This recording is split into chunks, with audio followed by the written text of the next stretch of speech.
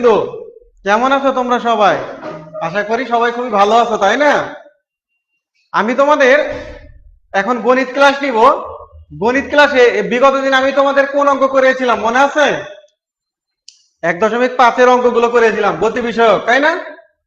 তো এর আগের দিন আমি তোমাদের 15 নম্বর পর্যন্ত অঙ্ক শেষ করে দিয়েছিলাম। তা তারই আলোকে আজকে আমি তোমাদের জন্য দেখো আরো দুই একটি অঙ্ক রেখেছি, এবং এই অঙ্কগুলোর সমাধান আজকে আমি করে দিব। ঠিক আছে? আর সবাই কিন্তু খুব ভালো করে খেয়াল করবে। ভালো করে খেয়াল না করলে কিন্তু বুঝতে পারবে না, পরবর্তীতে কিন্তু তোমাদের সমস্যা থাকবে। ঠিক আছে? তো সবাই খুবই খাতা কলম নিয়ে রেডিও, আমি এখনই ক্লাসটা শুরু করতে যাচ্ছি, এবং খুবই ভালো করে দেখো। ঠিক আছে? দেখো আমাদের 16 নম্বর প্রশ্নটা কেমন ছিল। 16 নম্বর প্রশ্নটা ছিল, একটি চৌবাচ্চায় দুইটা নল আছে। প্রথম এবং দ্বিতীয় নল দ্বারা যথাক্রমে 12 ঘন্টা এবং 18 ঘন্টায় খালি চৌবাচ্চাটি পূর্ণ হয়। দুটি নল একসাথে খুলে দিলে খালি চৌবাচ্চাটি কত ঘন্টায় পূর্ণ হবে? ঠিক আছে? তো যাই হোক, একটা চৌবাচ্চা ছিল, সেই চৌবাচ্চাটি প্রথম নল দ্বারা 12 ঘন্টায় এবং দ্বিতীয় নল দ্বারা 18 ঘন্টায় পূর্ণ হতো। কিন্তু নল দুইটা একসাথে খুলে দেওয়া হয়েছে। ঠিক আছে? তাহলে চৌবাচ্চাটি কতক্ষণে পূর্ণ হবে? এটা হচ্ছে আমাদের অঙ্ক। তাহলে আমরা লিখে ফেলি, প্রথম নল দ্বারা 12 ঘন্টায় পূর্ণ হয়। দেখো অঙ্কটা এইভাবে করতে হবে, প্রথম নল দ্বারা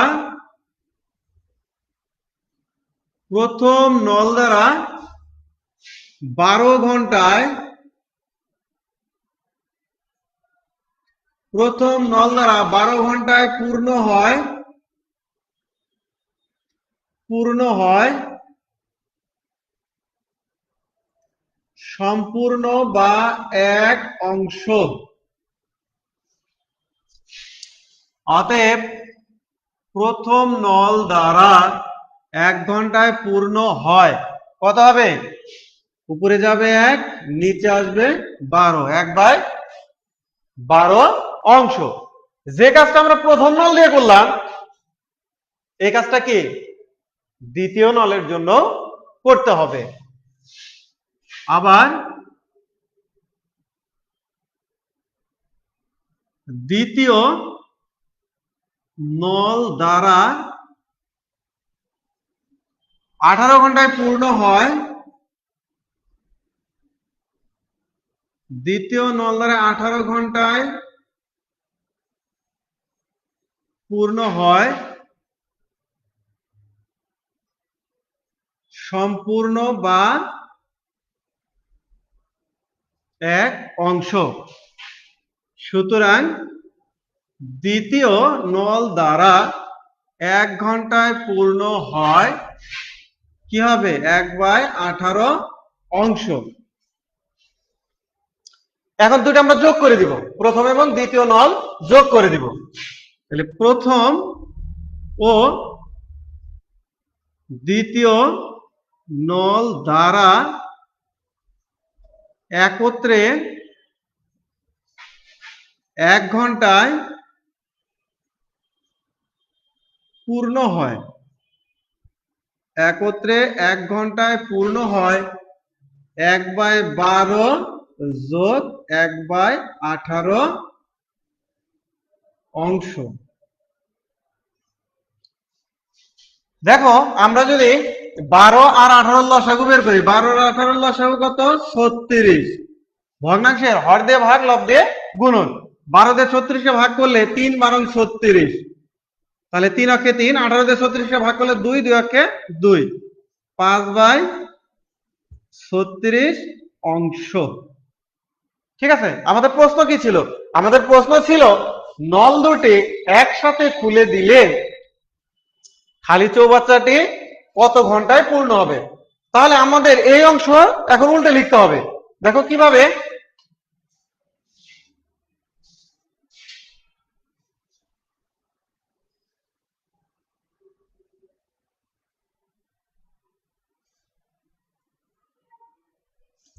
নল দুটি দ্বারা, নল দুটি দ্বারা একত্রে 1 ঘন্টায়, সরি, আমাকে কি বের করতে হবে, কত ঘন্টায়। তাহলে যেটা চাবে এটা থাকবে সবার হাতের ডানে। নল দুটি দ্বারা একত্রে 5/36 অংশ পূর্ণ হয় 1 ঘন্টায়। অতএব নল দুটি দ্বারা একত্রে সম্পূর্ণ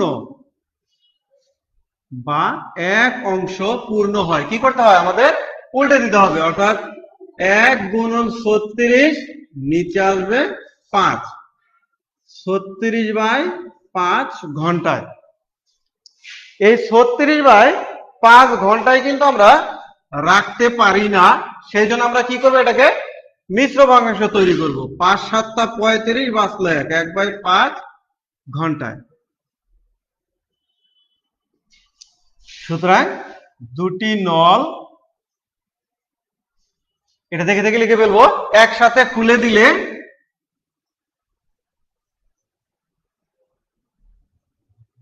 দুটি নল একসাথে খুলে দিলে খালি চৌবাচ্চাটি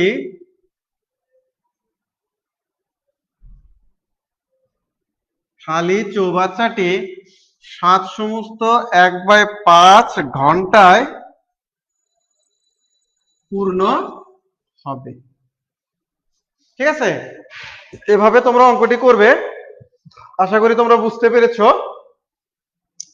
তো আমি এখন 17 নম্বর অঙ্কে চলে যাব। দেখো 17 নম্বরে বলা আছে, স্রোতের অনুকূলে একটি নৌকা 4 ঘন্টায় 36 কিলোমিটার পথ অতিক্রম করে।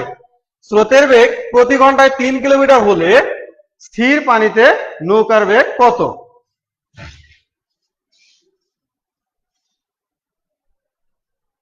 তাহলে 17 নম্বর, নৌকাটি 4 ঘন্টায় অতিক্রম করে।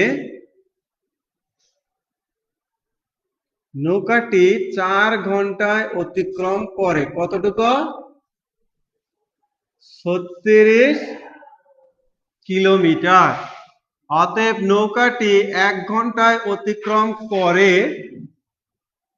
36/4, কত হবে? 9 কিলোমিটার।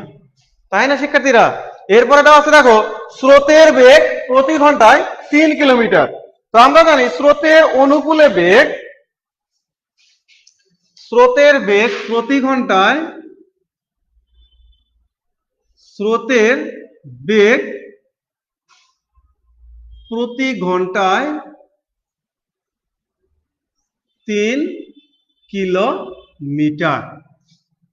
এখানে দেখো অনুকূলে বলা আছে, আমাদের অনুকূল আর প্রতিকূল বিষয়টা সম্পর্কে জানতে হবে। অনুকূলে কি হয় আর প্রতিকূলে কি হয়? অনুকূল হচ্ছে স্রোতের দিকে। কি আমরা যখন স্রোতের দিকে নৌকায় নিয়ে যাই তখন কি হয়, আমাদের নৌকাটা কিন্তু খুব দ্রুত যায়, কারণ ওখানে নৌকারও একটা বেগ আছে, স্রোতেরও একটা বেগ আছে, অর্থাৎ দুইজন যোগ হয়ে নৌকাটাকে দ্রুত নিয়ে যেতে সক্ষম হয়।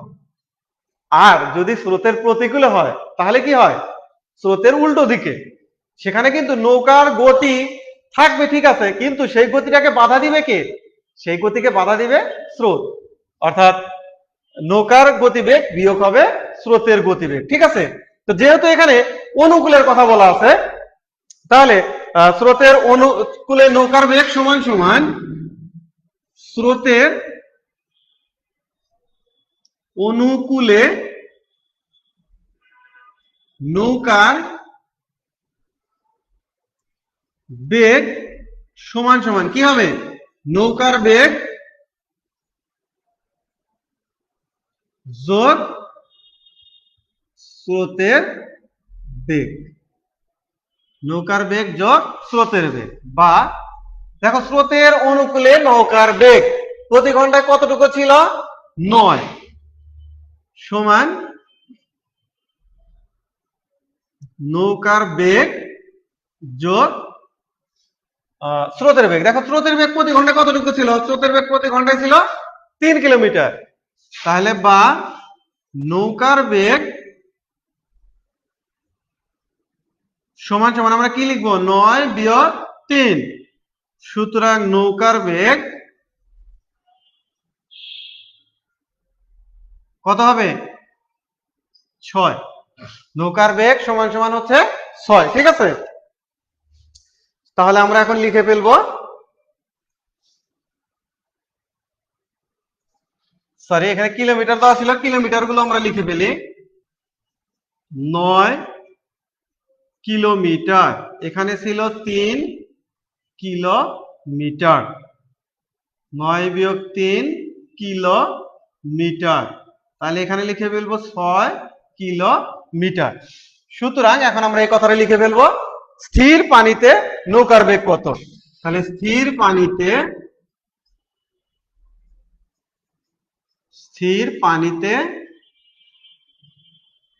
নৌকার বেগ 6 কিলোমিটার, ঠিক আছে।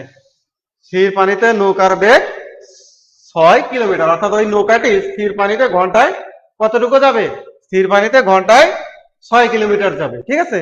এভাবে তোমরা অঙ্কটি করবে। তো এই টাইপের তোমাদের 18 নাম্বার অঙ্কটাও ঠিক এই টাইপেরই।